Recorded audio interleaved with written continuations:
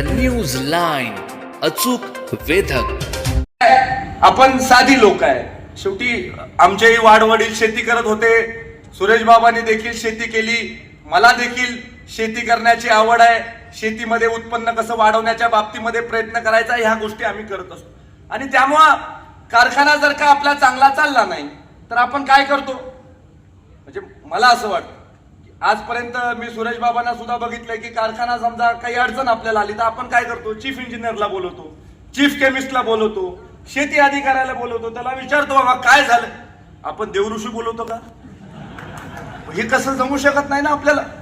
कारखाना चांगला चालला नाही, लिंबू फेकून द्या कारखान्यावर. अरे असा कसा कारखाना चांगला चालेल? विरोधी बाजूला पॅनल उभं राहिलं, भंडारा टाका त्यांच्यावर. अरे अशी कशी मतं पडतील तुम्हाला? ह्यांना कळणं झालंय कशामुळे काय होतंय.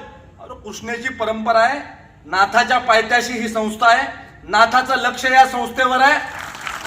आणि नाथाच्या पायथ्याशी सोनं उगवणार ही पूर्वीच्या काळामधली जी म्हण आहे. ते ऊस पिकला, हिरवं सोनं उगवलं आणि तिथं बैमानी करून चालत नाही, हे कळावं लागतं तुम्हाला.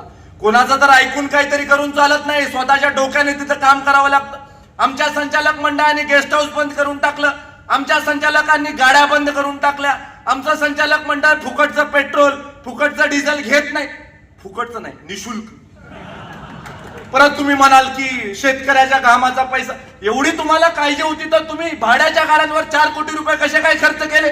तुम्ही गेस्ट हाऊस कसं काय चालू ठेवलं? तुम्ही कारखान्याच्या पैशाची उदयपट्टी कसं करत होता? तुम्हाला 90 दिवस जेलमध्ये का काढायला लागले? का जेलची हवा खायला लागली? कृष्णेच्या इतिहासामध्ये काय दिवस होता की कृष्णेचं नेतृत्व करणाऱ्या माणसाला देखील जेलमध्ये जावं लागलं? तुम्ही विचार करा, किती कमीपणाची गोष्ट आहे की महाराष्ट्रामध्ये नावलौकिक ज्या कारखान्याने मिळवला, महाराष्ट्रामध्ये नाव ज्या कारखान्याने कमवलं, त्या कारखान्याचं नेतृत्व करणाऱ्या माणसांना सुद्धा ही परिस्थिती आली.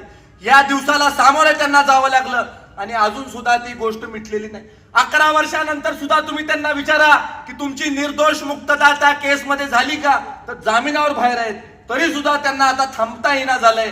त्यांना वाटतंय की आता काही करून आत जायचं आणि ही केस कशी मिटवायची, हा प्रयत्न 100% चाललेला. न्यूज लाईन, अचूक वेधक.